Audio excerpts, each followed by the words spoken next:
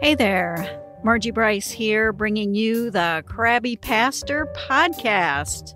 And I don't think you're going to be too surprised to know that it's too easy today to become the Crabby Pastor.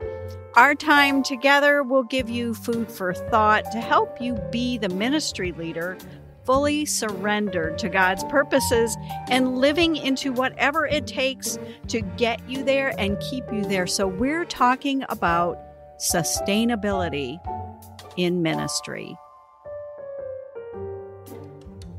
Well, this is Margie Bryce with the Crabby Pastor podcast. We're talking about things self-care and we're talking about things leadership. I am here today with Reverend Dawn Ramirez, and I have known Dawn for quite a few years, huh? Where did we meet? What was that first restaurant you remembered? I didn't remember. Yeah, I think we had like breakfast or brunch at Big Boys in Grand Blanc. Yeah, Big Boys. You know, I don't know if you're from Michigan or not. There's a restaurant thing called Big Boys, and I don't know what to say for that. But anyway, it was quite a few years ago, and we just started chatting, and we've stayed kind of in connection. And I thought I'd have Dawn on this episode, and we're going to talk about coaching is what we're going to talk about. And first, I'm going to ask Dawn to introduce herself, and she has just a fascinating and wonderful ministry context. I'd like you to tell us about that. Thanks. Yes, I'm an ordained elder in the Church of the Nazarene. I am the executive director of the Little Lambs Compassionate Ministry Center, and we'll be celebrating 20 years next spring, if you can believe it or not. Wow. We have been in different iterations here in Genesee County, in Flint, providing resources for families with children, free resources, providing someone who can walk alongside. So it's not just giving out things, but also giving of ourselves in regards to relationships. You know, moms, they can't always do this alone. A lot of the families we work with, the moms don't have a lot of support in their systems. So they need that extra person just to sit with them sometimes and listen and, you know, kind of guide and be there for them. So I do that. Feeling very blessed to be able to do that now for almost 20 years. Yeah. And you during COVID did a great pivot, didn't you? Yes, we pivoted. That was the name, Pivot. We have had a center. We've always been kind of center based where folks came to us. It was a kind of a boutique where they came in to pick out the items that they needed. We had, previous to 2020, we had a mobile unit because we did realize that the county is large and people can't always get to us. So we wanted to get to them. But even with that, it was kind of a system where we worked with maybe a school or another agency that was doing food distribution and would park our mobile unit for the day. But when COVID hit and everything shut down, including the buses, our community created this task force through the sheriff where people could call in and let them know what kind of needs they were having. Because without buses, and we have areas that have huge food deserts. So if you can't get a bus, you can't get to the grocery store. And trying to buy diapers and formula and food at the corner convenience store, or what we would call here in Michigan party stores, was not going to do it. So we worked with the sheriff's task force. We got permission to be out and about. We worked with the diaper bank and the food bank. And we delivered 2 to 3 days a week from the end of March through the middle of June. Once the buses came back online, we went back into the city or back into our center. But for those weeks, those 8 or 9 weeks, we were out there. And if we weren't out there delivering, then we were packing up orders that we were receiving from a variety of different ways. And it enabled us to see people, for them to be seen, for us to be seen. Also, it really reminded us how big of a community we have space-wise and population-wise, and really set us on a trajectory to be even more generous. When we came back to the center, we realized, man, it takes a while to get here from, you know, the most northern parts of our county. And we need to make it, you know, even more worth their trip. And worked with different agencies that we hadn't been aware of. So in retrospect, it was a positive thing. Well, that That is good to hear. So you're serving all of Genesee County, which does include Flint, Michigan, which is a pretty impoverished area in parts. In parts it is. And what kind of items can moms find at Sure. the Little Lambs Compassionate Minute? I love that name. Well, we have clothing from newborn through size 14, 16, which is your bigger kids. So clothing, which can be PJs, socks, underwear, your pants, your shirts, your outer clothing, winter coats are coming. We're getting ready to put out the winter coats and boots and snow pants. We also do diapers and wipes and formula if need be as an emergency situation.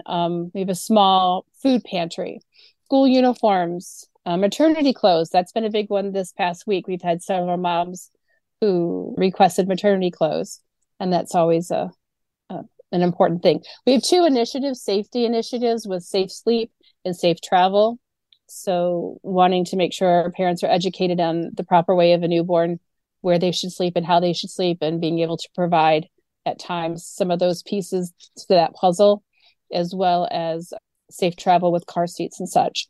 So those are the majority of the pieces that we physically provide. I love this ministry. I really do. Thank you. Yeah, it's been fun to see over the years the growth. And it's exciting to hear that what COVID wrought so much, but in this instance, COVID also brought a lot to the ministry, new connections and just new insights and all of that about your community and who you're serving. You and I coached, and together, I was your coach. And what I want to say first off is that coaching is confidential, and we aren't going to discuss the content per se of Dawn's coaching, but we're going to talk about coaching and her experience with coaching, because it can be a little different. Everybody thinks coaching like the soccer coach on the side of the field yelling at the kids or something. And it's a skosh different. So I wanted to ask Dawn a few questions and just share about her experience with it. And I'm going to start with what your expectations of coaching was going into it. I didn't have a lot of high expectations. It wasn't anything personal. I just thought, I'm like, oh man, this is going to be awkward. This is going to be painful. And when it comes down to it, I'm probably just going to waste her time and my time. Those were my honest to God thoughts. I'll do this because I'm kind of desperate in this situation, but it's going to just be painful, awkward, and a waste of time. That's what Actually, I thought. I appreciate the honesty there. I really do. You get really high marks, gold stars, and all that for honesty. I wasn't exactly expecting that, but I embrace that. I'm good with that, actually. But how did the reality of what you experienced, how was it different than what your expectations were? Yeah. Well, it was not a waste of time. And it was a lot easier. It flowed. The awkwardness that I thought might be there flowed. And the whole process wasn't difficult at all. It was kind of a combination of talking to a friend and a mentor, saying, so in general, it was a lot more pleasant than I would have imagined. I wonder what I'm curious about what brought the expectation of this is going to be hard and awkward. And do you have any insights into that? Sure. I'm a doer and I'm a go-getter, and I'm not a lot of in the strengths world. I don't have a lot of those orange feeling empathies. And I mean, I have empathy. I just don't talk about my feelings. And I was so concerned. You're like, well, how does that make you feel? Like I was. And I'm like, oh, she's going to make me talk about my feelings or something. And I wasn't, That's not where I was at the time.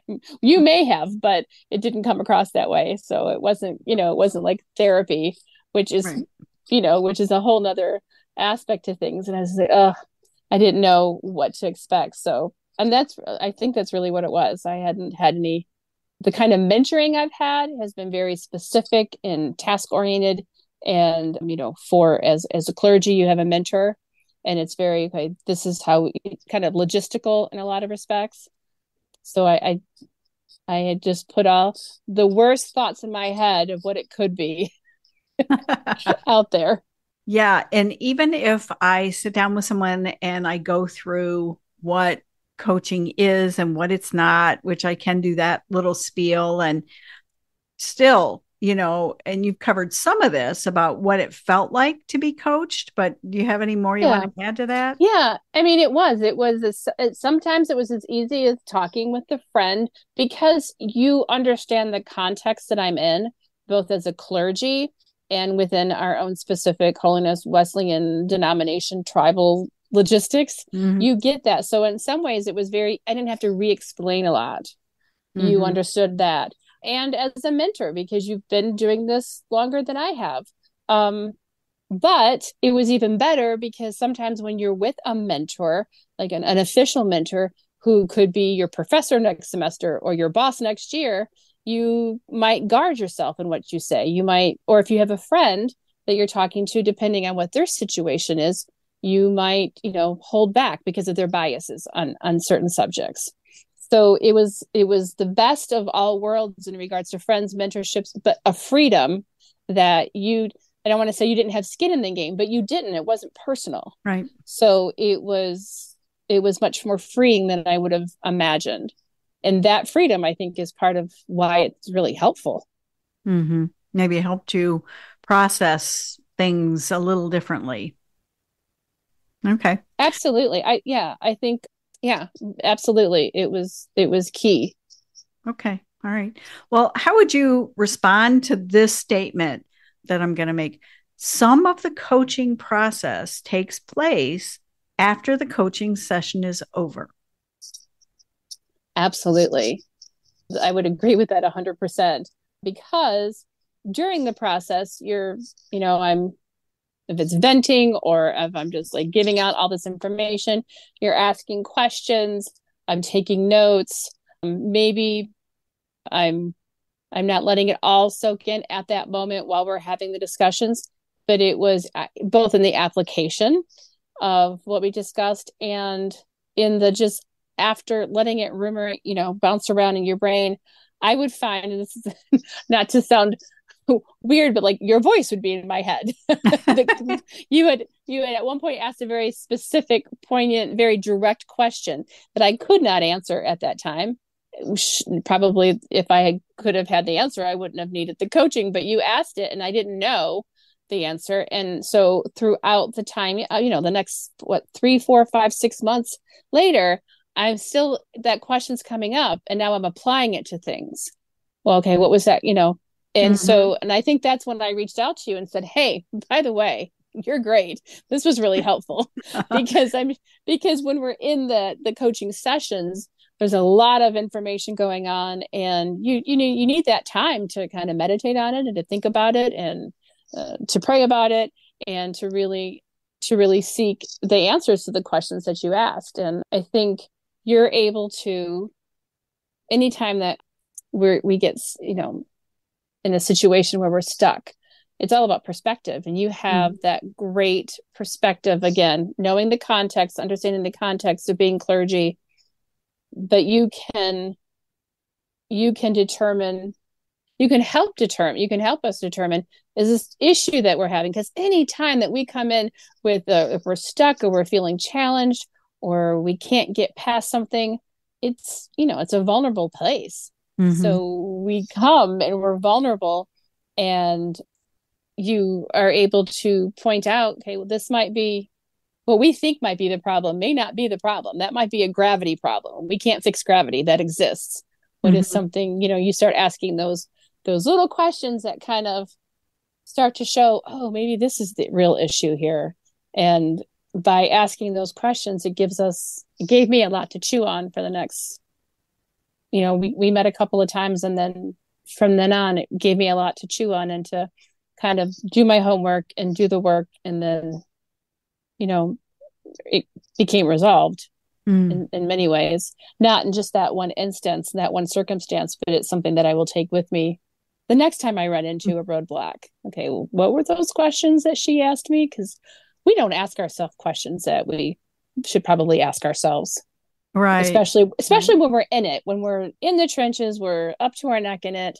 We just don't have that ability to see a different perspective than what we're seeing right then and right there. Right. You get stuck in the rut and you need somebody to say, there really are more solutions here than what your rut is telling you. And I like that you included early on in your comment that you're allowed to rant. I mean, sometimes you need a safe place to rant and a safe place to be 100% honest. Everybody needs that, especially ministry leaders. Right. And so often we are in situations where we can't really say what we're feeling, especially if we don't know what we're feeling or thinking or on a particular, we just don't have that freedom to do that, or questioning, or if we're curious, whatever those situations are, we're supposed to be the ones in the know. Mm-hmm. And supposedly, supposedly, right. So I don't know. It's helped me be able to say, I don't know. And that's okay. It is absolutely okay to say that. Well, I don't know. I don't know. I'll have to go check that out and get back to you if I find anything worth sharing. But yeah, for sure. So what would you say then to a ministry leader who's considering what next steps to take, or maybe someone who's feeling a little stuck or overwhelmed? Well, two things. First of all, I'd say do it. Do it. Make the call. Reach out. I mean, what do you have to lose? Because they say insanity is doing the same, repeating the same actions, but expecting different outcomes. Well, that obviously hasn't worked, and that's okay. It's okay that it didn't work. I think we're supposed to be in community. I mean, that's the way God made us as human beings. And so there's nothing to lose. There's nothing to fear. Just do it. What's the best possible scenario is that you get unstuck and, oh no, you had to have someone help you. That might be a continuing thing, but that's okay. I don't know. Unless you like banging, this would be what I would do is, I'd keep banging my head on the wall and then I'd go, I don't get why I have a headache. I don't get it. Right. And yeah, absolutely. I'm going to try and push this, break down this wall with my head. Yeah. That's the waste of time.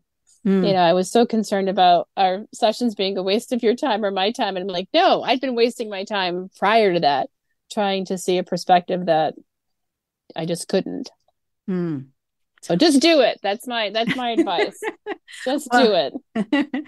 Well, I appreciate you coming on and giving your experience with coaching, and, that's my calling, is to come alongside ministry leaders to encourage them so we don't become crabby, because if we're stuck, it's easy to become crabby, or if we're overwhelmed or just not sure what to do next.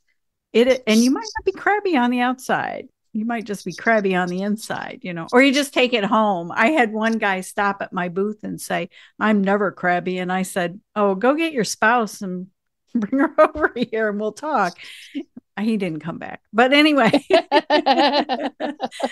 I'm so thankful that you had the kind of breakthrough experience that I would hope for any of my clients to have. So thank you so much for being part of the Crabby Pastor podcast. And I always ask this question. I didn't put that in, so this is like impromptu. Ooh, we're living on the edge now. But I usually ask anybody that's on the podcast, what makes them crabby? Oh, having things at the end of the day on my list that I couldn't check off. Oh, yeah. Ooh, again, high marks for honesty, right? Yeah, that makes me crabby. Yeah, and interruptions. And the weird thing is in ministry, it's all about interruptions. You are constantly interrupted. You think your day is going to be X, Y, and Z. So I've had to, realize what it is the focus of my work is. But still, I am still ingrained to be that person that puts the things that I did do that wasn't on the list just so I can check it off. Yes, I do the same. I just, I don't know what that says, but probably something obsessive compulsive. But it's just the joy Achievers. Yes, I guess it is. So, well, thank you again for being on the podcast, and My pray pleasure. blessing on the Little Lambs Compassionate Ministry Center in Flint. You. And I will put a link to your ministry in the show notes so people can check it out. Awesome. Okay. Thank you. Take care. Mm. Hey, friends. The Crabby Pastor podcast is sponsored by Bryce Art Glass, and you can find that on Facebook. I make stained glass. That's part of my self-care. And also by Bryce Coaching, where I coach ministry leaders and business leaders. And so the funds that I generate from coaching and from making stained glass is what is supporting this podcast. And I will have opportunities for you to be a part of sponsoring me. And as always, you can do the buy me a cup of coffee thing in the show notes. But I will have some other ways that you can be a part of getting the word out about the importance of healthy self-care for ministry leaders.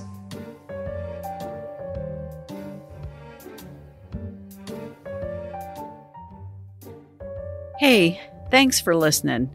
It is my deep desire and passion to champion issues of sustainability in ministry and for your life. So I'm here to help. I stepped back from pastoral ministry, and I feel called to help ministry leaders create and cultivate sustainability in their lives so that they can go the distance with God and whatever plans that God has for you. I would love to help. I would consider it an honor.